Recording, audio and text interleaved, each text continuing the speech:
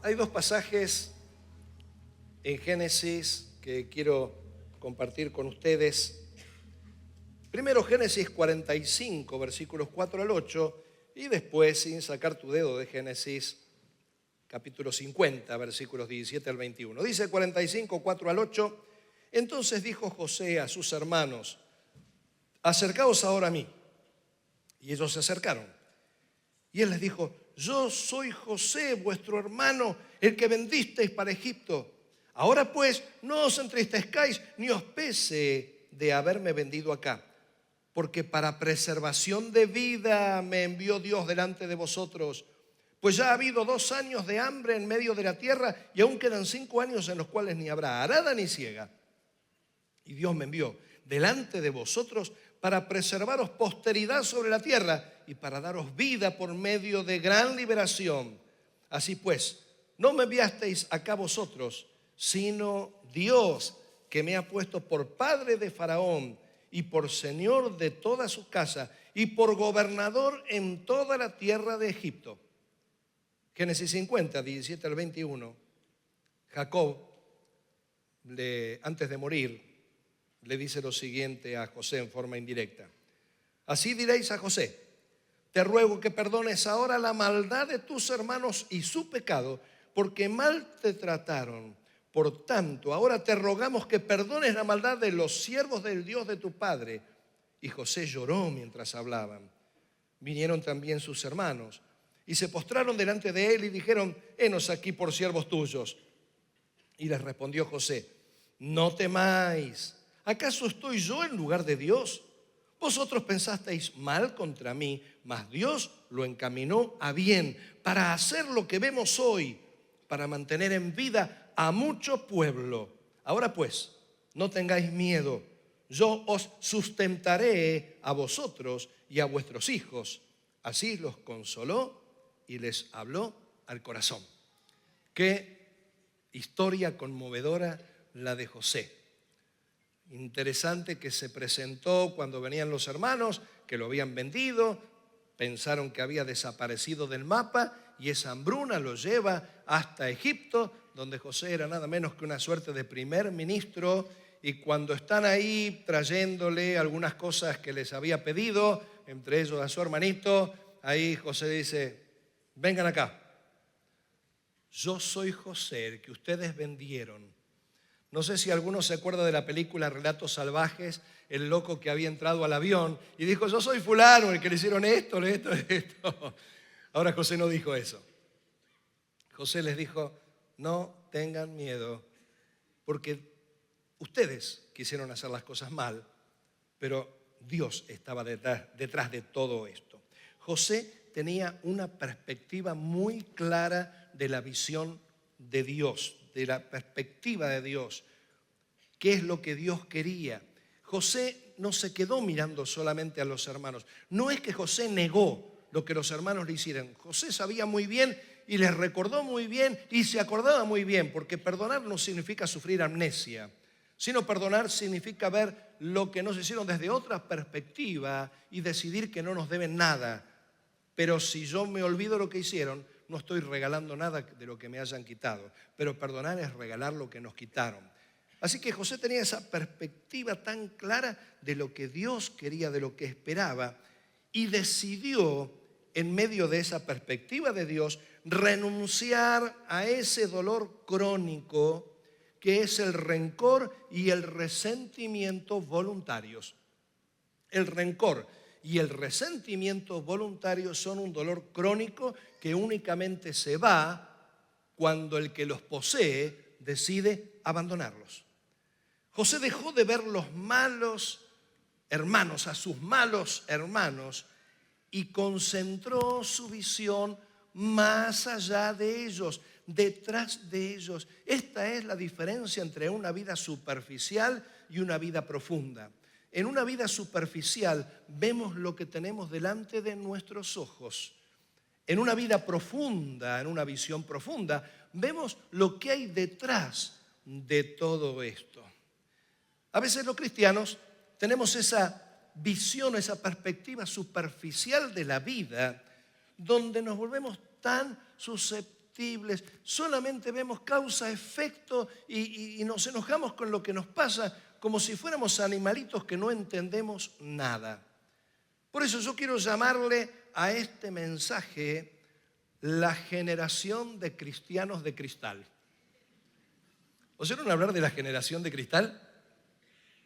Dicen que la generación de cristal es la de los nacidos del año 2000 en adelante, que se caracteriza por una altísima susceptibilidad, una altísima sensibilidad. He visto por ahí algún reel del comportamiento de las personas según las décadas y me acuerdo por lo menos la primera en los años 80 o 70, ya no me acuerdo, que uno iba caminando ahí bien macho, ¿no? Y de pronto se cruzaba con uno que le pegaba un hombrazo, ¡pum! Y seguía. Y cuando llegamos a la generación del cristal de 2000, va caminando, ¡pum! Y se pone a llorar. La susceptibilidad. Y a veces los cristianos nos transformamos en cristianos de cristal porque estamos demasiado concentrados en los eventos, en los sucesos con los que nos encontramos y no podemos ver un poco más allá de ellos. Solemos tener, por ejemplo, una imagen tan distorsionada de la justicia de Dios. Nos sentimos tan perfectos, tan perfeccionados, tan superados, que creemos que nuestro sentido de justicia está perfectísimo y que coincide exactamente con la justicia de Dios. Entonces queremos que Dios haga las cosas a nuestra manera, como a nosotros nos parece. Hasta a veces nos concentramos en hacer nuestra propia justicia, que a veces se traduce en venganza, creyendo que Dios nos aplaude nuestros hechos. De vez en cuando decimos que perdonamos, pero nos quedamos como Jonás, afuera de Nínive, esperando que le caiga el fuego. Y a ver si viene. Sí, yo te perdono. Y cuando le pasa algo, se lo merecía. Tenía la semillita por ahí guardada. Esperamos que Dios haga algo. A veces nos victimizamos, logramos que el diablo nos cuelgue el cartel de víctima. Soy víctima. Con una vieja canción, yo soy rebelde porque el mundo me hizo así. Si el diablo te logra colgar el cartel de víctima, tené por cierto que detrás del cartel hay un bolsillito con licencia de victimario. Todo el que se compra el cartel de víctima se va a sentir con libertades de causar algún daño a otro porque sufrió muchísimo. Otras veces guardamos el enojo y el rencor, esos dolores crónicos, voluntarios. Solemos ver al mal como un mal absoluto y hasta a veces vemos al mal como algo diabólico y luchamos contra todo porque lo que no nos gusta es del diablo. Lo que nos duele está mal. El que nos dijo algo que no nos gustó es del enemigo. Pero nos olvidamos que nuestro Dios es un Dios todopoderoso, soberano. Hay una diferencia entre todopoderoso y soberano. Todopoderoso, no hay nada que Dios no pueda. Soberano, Dios hace lo que quiere. Pero no solamente esto, sabio. Nosotros podemos, ¿te imaginas? Hay personas, la historia de la humanidad está llena de personas que utilizaron el poder para hacer desastres. Esos no tenían nada de sabios, sí de cínicos, de locos. Pero Dios es sabio, hace todo bien. Pero además de todo esto, podría ser un Dios soberano, todopoderoso, sabio, pero que nos tiene una bronca bárbara. Sin embargo, además de todo esto, Dios nos ama. Qué lindo saber que Dios nos ama. Ese Dios que lo tiene todo y que nos ama. Entonces, ¿cómo ubicamos esa experiencia que interpretamos del diablo dentro del encuadre de quién es Dios? ¿Cómo puede ser que el diablo se salga con la suya? ¿Cómo puede ser que un Dios soberano permita eso? ¿Dónde está Dios en medio de esto? Hay algo que no cierra en todo esto. Quizás el mal que nos hacen es una gran oportunidad de Dios si llegamos a verlo a Dios detrás de las circunstancias y no nos quedamos solamente con el telón que está delante de nuestros ojos. Tal vez los que nos hacen mal quizás nos estén haciendo un bien, como pasó con José. Al menos esto dicen las Escrituras. Todas las cosas nos ayudan. Mira, te lo leo en Romanos. Esto ya se terminó el horario de protección al menor espiritual. Estamos ahora mostrando cine para adultos espirituales, no aptos para menores, porque un niñito se enojaría escuchando esto. Pero cuando uno dice la verdad, hay que ser maduro para aceptarla. Romanos 8, 28 al 29 dice, y sabemos que a los que aman a Dios, algunas cosas de vez en cuando les ayudan a bien. Y sabemos que a los que aman a Dios, todas las cosas les ayudan a bien. Esto es a los que conforme a su propósito son llamados, porque a los que antes conoció también los predestinó. Es decir, que Dios lo tenía todo calculado. Lo que pasó en tu vida, Dios lo tenía calculado, Dios lo sabía. Los predestinó para que fuesen hechos conformes a la imagen de su Hijo, para que Él sea el primogénito entre muchos hermanos. Te lo sintetizo. Las cosas que nos pasan son parte del cincel de Dios para esculpir en nosotros la imagen de Jesús. Cada situación que enfrentamos nos moldea a la imagen de Cristo. Por eso nos ayudan a bien, porque a veces pensamos que las cosas nos ayudan a bien. Me robaron la billetera. Es la oportunidad para que Dios me dé una billetera de cuero de yacaré. ¿Para qué la quiero? Me raspa todo, ¿no? No es así. Forjan la imagen de Jesús. Los males que sufrimos no son el triunfo del diablo, porque hay personas que viven para el diablo, creyentes que viven para el diablo, porque cada problema, cada dificultad que tienen, este diablo y este diablo, al diablo con el diablo. ¿Desde cuándo el diablo se sale con la suya? Sí, Juan en su primera carta nos dice que el maligno ¿qué? No leen la Biblia. El maligno no le toca. Decirle de al lado, el maligno no te toca. ¿Sabes qué es que no te toca, no? En otras palabras, el diablo nunca tiene un triunfo sobre vos. El Señor dijo que no cae un solo cabello de nuestra cabeza sin que sea la voluntad del Padre. Esas risitas están de más. Ya saben cuál es la voluntad de Dios con mi cabeza, ¿no? Pero siempre digo esto, algunas cabezas Dios las hizo perfectas, ¿qué le vamos a hacer? Y a las otras les puso pelo. Así que ya,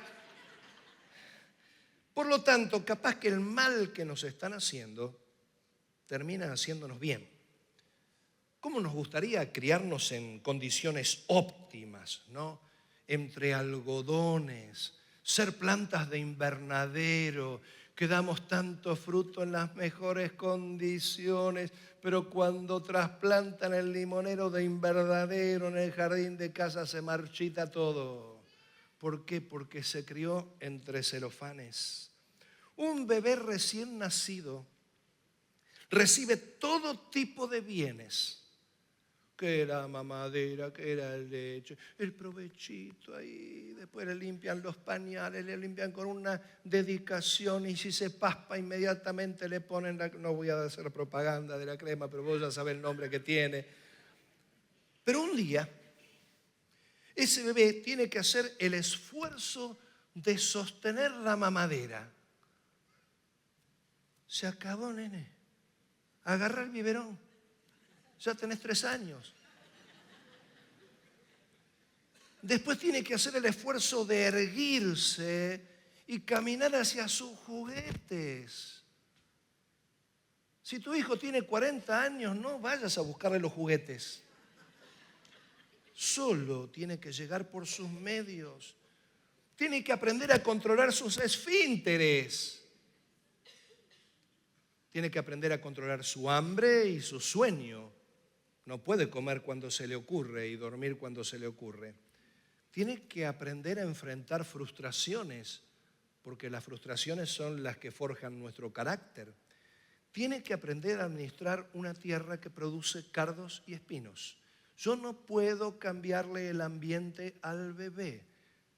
Este ambiente no va a cambiar nunca, el mundo que te rodea nunca va a cambiar, el mundo que rodea al bebé nunca va a cambiar. El que tiene que cambiar es el bebé para sobrevivir al mundo, para enfrentarlo. Esto es crecimiento, esto es aprendizaje.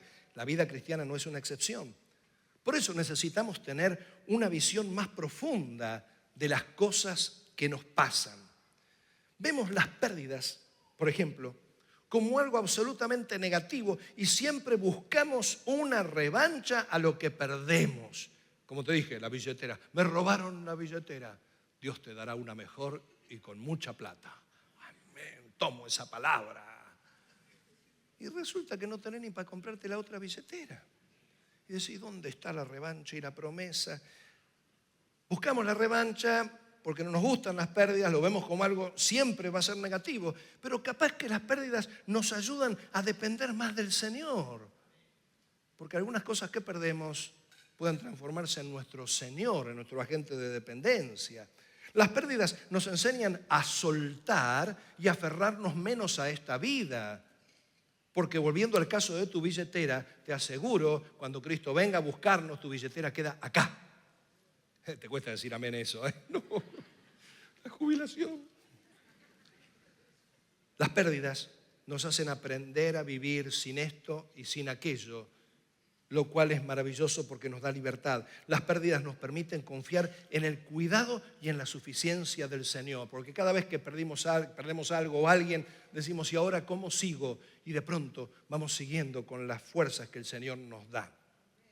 Las injusticias nos duelen, nos llenan de enojo y en ellas buscamos algún tipo de venganza. Hasta a veces nos encantaría que Jesús sea nuestro sicario. El Señor te reviente. Señor, mira lo que me hizo, pégale un chirlo. Y el Señor nos dice, pero yo derramé mi sangre también por este. No importa, pégale igual. Después derrama la sangre.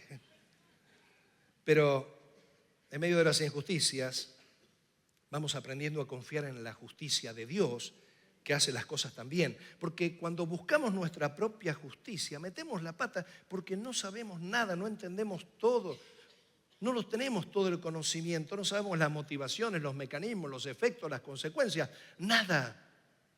Entonces, Jesús tenía razón cuando en el Sermón del Monte dijo, bienaventurados los que tienen hambre y sed de justicia, porque ellos serán saciados. Como diciendo, bienaventurados los que deciden quedarse con las ganas de justicia, porque un día Dios va a hacer la mejor justicia. Así que la injusticia nos duele, pero nos ayuda a confiar en la justicia de Dios, nos permite crecer en el sentido de justicia de Dios. Acordate, la justicia de Dios no se amolda a tu concepto mezquino de justicia, mi concepto mezquino de justicia, donde decimos que es justo lo que nos agrada y decimos que es injusto lo que no nos agrada. En medio de la injusticia analizamos si tal vez no hicimos algo incorrecto, porque a veces una injusticia es consecuencia de otra injusticia. Los que nos cometen una injusticia, capaz que están haciendo su propia justicia frente a lo que percibieron como injusticia nuestra. Cuando viene una injusticia y la sufrimos, tal vez esto nos permite esperar en la justicia de Dios. La escasez nos incomoda, nos angustia, porque siempre queremos recibir una provisión milagrosa y abundante. Pero la escasez nos enseña que podemos enfrentarlo todo con las fuerzas de Jesús. Si decimos que Jesús es mi todo, quiere decir que puedo enfrentarlo. Al menos esto dijo Pablo cuando dijo, he aprendido a contentarme, no solamente he aprendido a bancarme, he aprendido a contentarme cualquiera sea mi situación. Sé vivir humildemente y sé vivir en abundancia. Todo lo puedo en Cristo que me... Pero si no tengo algún tiempo de escasez, nunca me voy a dar cuenta cuál es la fuerza que Cristo me da en esos momentos. Vivir con independencia de las cosas de esta vida es otro de los efectos de la escasez. Cuando no estoy apegado a nada, cuando nada me hace mella porque nada tiene el valor, que yo supuestamente podría darle. El dolor que otros nos causan a veces se transforma en nuestra obsesión y buscamos de alguna forma mitigarlo devolviendo ese dolor, pero ese dolor que nos causan es la gran oportunidad para ejercer el perdón. ¿Cómo aprendo a perdonar si estoy criado entre algodones? ¿Cómo aprendo a perdonar y cómo crezco en perdón que es propio de Dios si no sufro algún tipo de dolor que me causan? ¿Cómo crezco en misericordia si no me encuentro con alguien que me parece que no merece que tenga compasión? ¿Cómo crezco en comprensión? Hemos visto que parte en este mes del ADN es restaurar. Todos tenemos alguna grieta en nuestra vida, algún fraccionamiento, algo que se rompió, y a veces rompemos cosas en el corazón de los que tenemos al lado nuestro. Los más cercanos son los que sufren los grandes dolores. Pero si yo no sufro el dolor de alguien que está roto, ¿cómo voy a aprender a comprender a esa persona si no veo sus problemas? ¿Cómo voy a crecer en amor si no tengo a alguien que me hace doler y que lo puedo amar entonces? Tengo la oportunidad de amarlo de todas formas. ¿Cómo crezco en paciencia? Todos decimos que tenemos paciencia. Sí, Señor, yo tengo paciencia. Gracias, Señor, por la paciencia que me da. ¿Quién es? Van 20 veces que me estás llamando. Basta, termínala. Oh, Señor, gracias por la paciencia que tengo. Si no nos causan algún dolor, nunca vamos a ejercitar la paciencia. La humillación causa mucho ardor interior, pero nos permite desarrollarnos creciendo en humildad. Señor, humíllame hasta el polvo de la tierra. ¿Viste la vergüenza que me hizo pasar ese desgraciado? Lo voy a hacer avergonzar también. La humillación que sufrimos por ahí termina haciéndonos rendir y dejar de competir, dejar de compararnos, entendiendo de que no podemos comparar peras con manzanas porque las dos son distintas. Quizás la humillación nos ayuda a morir a nosotros mismos. El ninguneo nos deja fuera de la aceptación de los demás, pero el ninguneo, la ignorancia de los demás, nos ayuda a aprender a menguar a nosotros, que tenemos a veces un yo tan desarrollado. Pero sobre todo el ninguneo nos ayuda a complacernos en la atención de Jesús. Sé que nadie me escucha, pero vos sí me escuchás, Señor. La debilidad, las limitaciones, las frustraciones nos duelen, pero nos permiten crecer y dar más lugar al poder de Dios. Esto le pasó a Pablo cuando tenía ese aguijón, un emisario de Satanás que lo abofeteaba, y no se puso a reprender Pablo diciendo, te echo fuera. No, estaba diciendo, Señor, mira. Y el Señor dice, bástate mi gracia, porque mi poder se perfecciona en las debilidades. Y Pablo terminó aceptando la adversidad y diciendo, de buena gana me voy a gloriar en mis limitaciones, en mis debilidades, porque ahí es donde se engrandece el poder de Dios, porque cuando soy débil, soy fuerte por el poder de Dios en mí. Esto Pablo lo dijo. Y claro que sí, que se honra la palabra de Dios. Las frustraciones de la vida, tenías un proyecto y se te cayó, nos hacen sentir impotentes, pero nos ayudan a aprender a desarrollar la fe, el decir, bueno, yo creo que se va a lograr de otra manera, a desarrollar la esperanza, a descansar en el Señor y no ponernos ansiosos, a confiar en el Señor y saber que Él lo tiene todo en sus manos. Las preocupaciones, las ansiedades nos quitan la capacidad del disfrute de esta vida. Uno no disfruta la vida plenamente cuando está con demasiadas preocupaciones y ansiedades, pero a veces nos tocan y nos hacen crecer ¿en qué? En aprender a descansar en el Señor y no creernos indispensables, a confiar en el Señor. Entonces, los que nos hacen mal o lo que nos hace mal, en realidad nos hace bien. Ser una nueva criatura significa desarrollar el carácter de Cristo. Romanos dice que Jesús es el primogénito de nosotros, nuestro hermano mayor, Quiere decir que cuando Cristo entra en nuestro corazón, el ADN de Jesús, no estoy hablando biológicamente, sino figurativamente, el ADN de Jesús pasa a ser nuestro ADN, es parte de nuestra vida, las virtudes, el carácter de Jesús. Si nosotros lo tenemos a Jesús, va apropiándose de nosotros. Podemos ir al cielo con muchos adversarios vencidos, muchas batallas ganadas, muchos reconocimientos humanos, logros obtenidos y con varios trofeos y buenos recuerdos. Bárbaro, pero todo eso te quedó acá en la tierra. ¿Y vos qué riqueza acumulaste en tu corazón? Capaz que terminamos siendo salvos, pero como por fuego, habiendo sufrido en realidad mucha pérdida, perdiéndome la oportunidad de verlo al Señor en medio de las adversidades y crecer en mi interior. Pero si en medio de las tribulaciones, en lugar de esperar victorias que me enaltezcan, logro aprendizajes que me ennoblezcan, llegaré al cielo con el carácter que Dios espera de nosotros. Dios es amor. Dios es paciente. Dios es benigno. Dios es justo. Así debemos ser nosotros. Pero ¿cómo vamos a aprender a hacerlo si no enfrentamos situaciones que nos permiten desarrollar estas virtudes?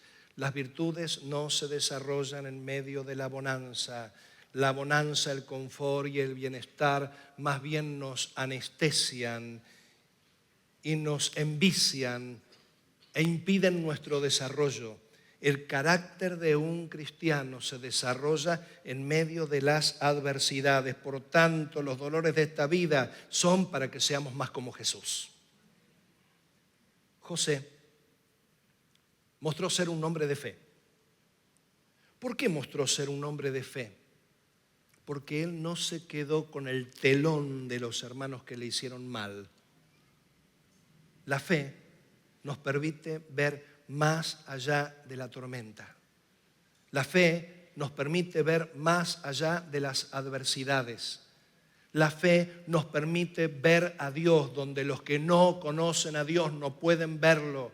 Hay personas que en medio del dolor se preguntan, ¿dónde está Dios? Claro, no lo conocen, no reconocen su voz. Pero cuando los discípulos estaban en medio de la tormenta, en la barca, y vieron a ese que se estaba acercando y pensaron que era un fantasma, ni bien les dijo, no temáis, yo soy. Pudieron reconocer la voz de Jesús. Y cuando uno reconoce la voz de Jesús en medio de las adversidades, uno siente que viene la paz, que viene la bendición, que viene el verdadero triunfo. Aprende a verlo a Jesús detrás de las adversidades. Aprende a verlo a Jesús detrás del dolor. Qué fácil que es ponernos a reprender al diablo cuando algo no nos gusta. Alguien me corrige y de pronto, no te creo, Satanás. Y Dios en los cielos diciendo, mamma mía, este no aprende más. Cuando somos cristianos superficiales, nos conformamos con lo que vemos y lo que vemos nos engaña. Y esto hace que veamos al que sufre como que por algo será, como que es un débil, como que no tiene la fe que yo tengo porque yo soy un superado. La superficialidad nos divide. Esto dice la primera carta a los Corintios, cuando estaban divididos porque tenían cada uno sus preferencias y sus cosas. La superficialidad nos fracciona porque nos hace compararnos y pensar que el que la está pasando mal no tiene tanto a Dios como nosotros. Y a veces, cuando la pasamos mal, nos parece que Dios no está tanto con nosotros como el que la pasa bien. Hoy, en todo este grupo, seguramente hay personas que tuvieron una semana donde una tras otra recibieron. No se levantan de una que les pega otra. Y capaz que venís diciendo, yo no sé qué pasa, qué estará mal. Y otros que tal vez dicen, qué semana, hoy sí que Dios estuvo conmigo. ¿What? ¿Dios está con los que les va bien? Hay veces que te va a ir bien, hay veces que te va a ir mal, pero ¿sabes qué? Demasiado bien nos va siempre en la vida. Tenemos un Dios bueno. No es un Dios cruel, no es un Dios sádico, no es un Dios que se goza en tu sufrimiento, no es un Dios que se goza en tus privaciones y en tus dolores. No, no, no, no, no.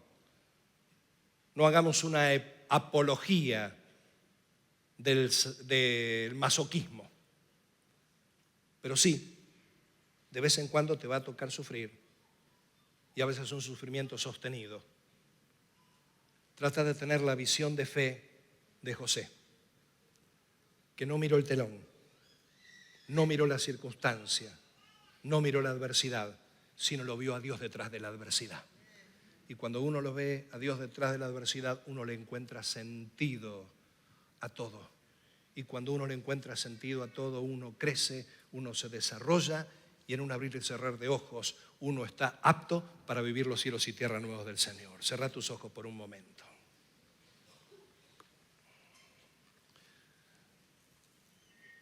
Capaz que vos estás en el grupo que le ha ido demasiado bien todo, viento en popa, todo maravilloso, te sonrió la vida, no te falta nada, no estás sufriendo.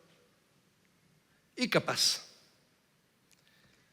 que también viniste porque no te fue ni una bien. Y estás queriendo que Dios cambie tu entorno, que Dios cambie tu ambiente. Capaz que viniste diciendo: Señor, ¿cuándo vas a cambiar a mi marido que tiene un carácter terrible? Y Dios te dice en esta mañana: ¿y cuándo vas a cambiar vos? O capaz que vos decís: Señor, cambia a mi esposa que es insufrible. Y Dios te dice: ¿y cuándo vas a cambiar vos? O capaz que estás diciendo: Señor, cámbiame el trabajo, cámbiame el lugar donde estoy. Y Dios dice: no, esto no es el cielo. Esto es una tierra que produce cardos y espinas. Tu carácter se va a desarrollar cuando estés dispuesto a cambiar en medio de las adversidades. Si hoy estás atravesando uno o varios dolores, pero querés tomar una decisión de fe, no la fe que patea demonios, el diablo ya está derrotado en la cruz, no te toca el maligno. Sí te va a tocar si vos le prestás atención y le crees, pero no le creas a un mentiroso. Si hoy querés tomar la decisión de mirar con fe y decir: no entiendo, pero sé que Dios está trabajando en mi vida y me va a llevar a la gloria. Dios está tallando mi corazón a la imagen de Jesús, y en medio de este dolor, por las circunstancias, por las personas, por las injusticias o por las pérdidas, en medio de este dolor, yo quiero desarrollar el carácter de Jesús. Si vos querés decirle esto al Señor, te invito a que te pongas de pie en este momento para que oremos juntos al Señor. Solamente si querés decirle esto al Señor en medio de tus dolores. Señor, en el mundo hay aflicciones, es lógico. Todos los que están de pie están atravesando situaciones, algunas tan difíciles de comprender, de imaginar. Para cada uno, Señor, su dolor es muy sagrado, y ¿quiénes somos nosotros para meter la mano en el corazón ajeno, en el dolor ajeno? No podemos hurgar los sentimientos, pero sí podemos comprender tu palabra que nos dice que esta leve tribulación momentánea produce en nosotros un cada vez más excelente y eterno peso de gloria, no mirando las cosas que se ven, sino las que no se ven, porque las que se ven son temporales, pero las que no se ven son eternas. Señor, todos los que están en pie hoy están diciendo, en medio de este dolor, por fe te vemos más allá. Por fe sabemos que no es esto un descuido tuyo. Por fe sabemos que esto no es una falta de amor tuyo. Por fe sabemos que esto no es la ira tuya. Por fe sabemos que esto está produciendo cambios en nosotros que forjan el carácter de Jesús. Señor, hoy, en medio de las pérdidas, las humillaciones, las injusticias, los golpes, los dolores, las limitaciones, la escasez y las ansiedades, hoy queremos confiar y desarrollar nuestra confianza, nuestra paciencia y el fruto del Espíritu. Señor, en medio del dolor nos depositamos en tus brazos, sabiendo que de toda tormenta saldremos salvos si te tenemos en la barca. En el nombre de Jesús, amén. Que Dios te bendiga y tengas un maravilloso domingo y una semana de profundidad. Nos vemos.